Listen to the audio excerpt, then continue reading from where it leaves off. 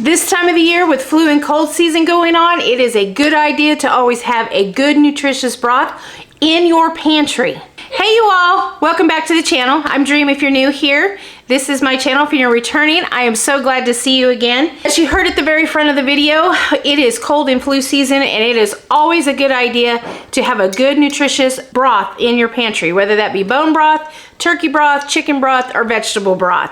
So in today's video, we're gonna actually go through all the steps of my beef broth, but I'm also gonna show you my turkey broth, my chicken broth, and my vegetable broth periodically throughout this video. The process that I take is always the same and almost all of the ingredients are exactly the same with the exception of the vegetable broth. Those were a little different. I pretty much took everything that I had that I found as we were cleaning out the freezer and packing, that I found vegetables left over from Thanksgiving, you know, just anything I had, and I pretty much, except for the kitchen sink, I put it into my roaster. So I got all that done. And the same goes for the turkey. It was the turkey from Thanksgiving. We put the carcass in, we put some extra vegetables, you know, carrots, celery, onion, garlic, pretty much the same stuff we put in the beef broth. But we're gonna go over that step by step, and then I'm gonna show you, if you've ever wanted one of these digital canners or the electric canners that sit on the countertop, the Presto canners, I'm gonna go step by step on how you pressure can your broth in them. And with all of our canning videos, they are always sponsored by 4 Jars, and I will put their link down in the description, and if you use that link, you use my code, and you will get a 10% discount with your purchase. And so let's get to making this beef broth. Let me go over the ingredients that I have. I have some red peppers from my garden I'm gonna throw in there. I have some carrots, leftover carrots, and celery from Thanksgiving. I've got some leftover fresh thyme from Thanksgiving. I got a full onion, a half an onion. I'm gonna put 2 cloves of garlic, and then I'm gonna use some dried herbs. I got oregano, I have parsley, and I have basil, and of course salt and peppercorns. And then this is what I wanted to show you. These are beef marrow bones and beef neck bones. I got both of these at my local store at Kroger, and as you can see, $3.11 and $3.38, and I'll probably only use 4 of those and probably 3 of these to make this. And then we got the big roaster pan. We're just all gonna throw it all in there, and then we'll fill it up with water. And for tonight, I will set it at 200 and let it cook all night. And then in the morning, I'll probably bump it up to 250 and then let it cook for a few more hours, and then we let it cool all the way down.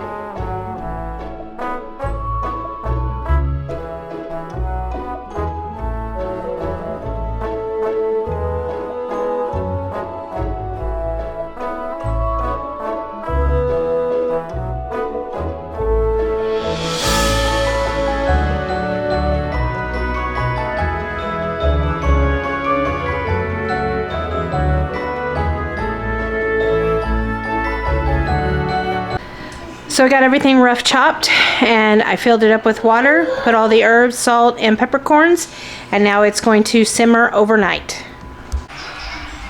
So it is completely done, and now we're letting it cool so we can get all the vegetables and all the stuff drained out of it, and then we'll put it back in here and let it warm back up so we can get it ready for canning.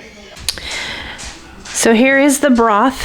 We've gotten most of the fat off the top, and then we've gotten all the big parts, sorry for the shadow, we gotten all the big parts out of the liquid, and now we're gonna strain this the rest of the way and get all the peppercorns out of it and any other little loose particles, and then we'll put it back into the roaster and we'll turn it back on because we got to bring it back up to temperature, and then we will start the canning process.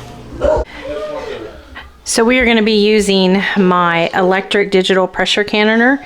It's the Presto, and I will link this down in the description for you on Amazon so you all can find it. It holds, let's see, we got 5 of the quart jars. There's a little fill line on the side for those of you who've never used one.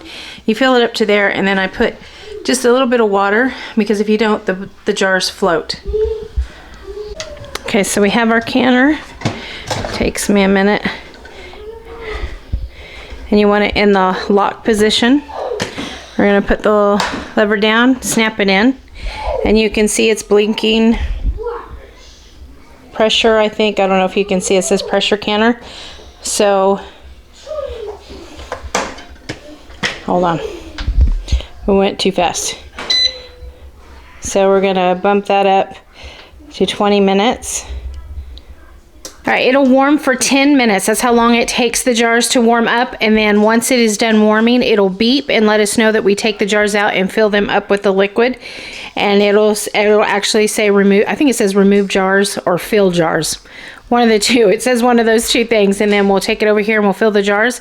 We'll put them back into the pressure canner. And as each step goes through, I'll record it so you can see, especially for those of you who've never used one of these. All right, you can see it says, well, I think you can see it says fill jars. So we're gonna undo this, turn and lift, and there's the jars all heated up for us. So, and you'll see I have a little bit of water in each jar. Maybe, there it goes. And I just take them out one at a time. All right, I have my lids in a nice little saucepan. We're gonna bring them up to a simmer. And before anybody comes for me in the comments, I was told recently to read a box.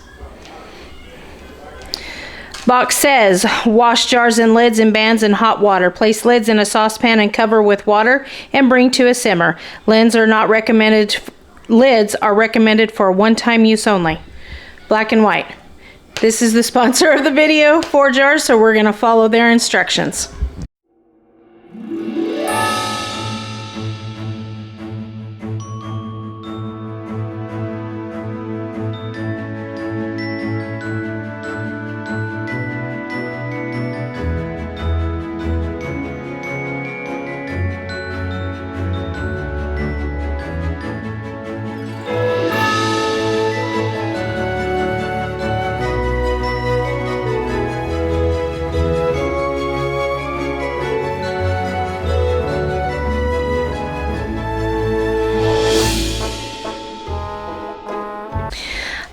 All right, we got everything closed. Now it's in the heat process and it's going to heat.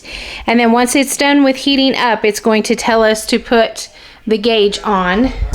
And this is the weight. This is the gauge. And then we will put it in the position that says can.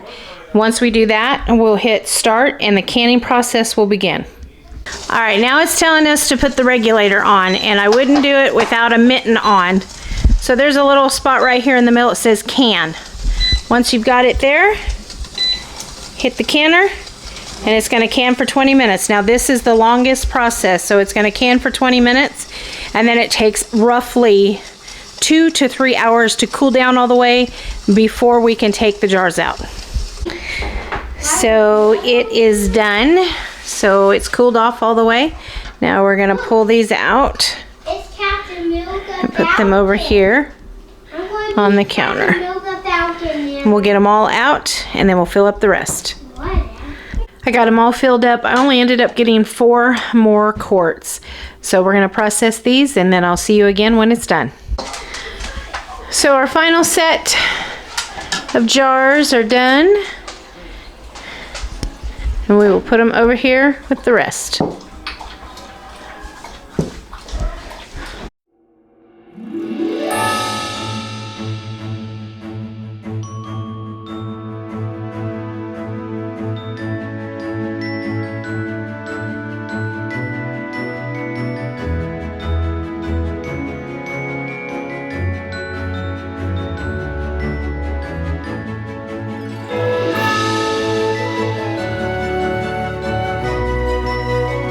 This is the 4th or 5th time I have used my Presto pressure canner. Boy, that's a tongue twister. To make bone broth. That's the only thing I've made in it so far, or canned in it, pressure canned in it, has been all of my broths. And it started last year after I got it. I think I got it for either my birthday or Christmas. I can't remember. It was one of those two. I think it was my birthday that my husband got it for me. But we've got it all canned up, and like I said, it is always a good idea to have some good nutritious bone broth. And you don't have, like I said before, you don't have to make it this way. So you could just put the bones and the water and put it into a pan. I am going to put a recipe down in the description, but it's not going to be for a roasting pan. Toddlers. Sorry for that interruption. It's not going to be in a roasting pan. I'm going to make it for what I would use in a large, kind of like a large pot, because most people don't have a roasting pan. So it's going to have the same ingredients, but there's going to be less of them. But if you have one of these big roasting pans, by all means, I don't measure when I put them in there. Honestly, I don't. I just put carrots, you know, I just throw it all in. Like I said, everything but the kitchen sink, I get it into the pot. So if you found some value in today's video, please give us a like and a thumbs up. It helps our channel to grow. If you are new here, please consider subscribing, because we do all videos. We do canning videos, we do garden videos. Right now, you know, it's kind of in between garden season and seed starting season. You know, it's Christmas. So, but come January 1st, there's going to be a lot of videos and an exciting announcement that I have to make. The reason everything is a mess back here is because I'm going through all the cabinets, because we are under contract for our house. We close on this house on December 14th. And it will finally be, we're not between two houses, but the kitchen over there is this big and a lot of the appliances don't work. So we have to order appliances and do all that stuff. So I'm trying to get all of my kitchen videos done as quickly as I can. I have one more. You see all the pumpkins over here? We got one more to do with that. And then those will be done for the canning videos for now. Unless I can get in my gift canning videos that I'm going to make, but we'll see. That's a whole nother video, and I'm rambling on. Again, if you found some value, give us a like and a thumbs up, and consider subscribing. And until I see you in the next video, you all take care of yourselves. You keep your heads up, and no matter how you do it, you keep growing. Bye-bye, y'all.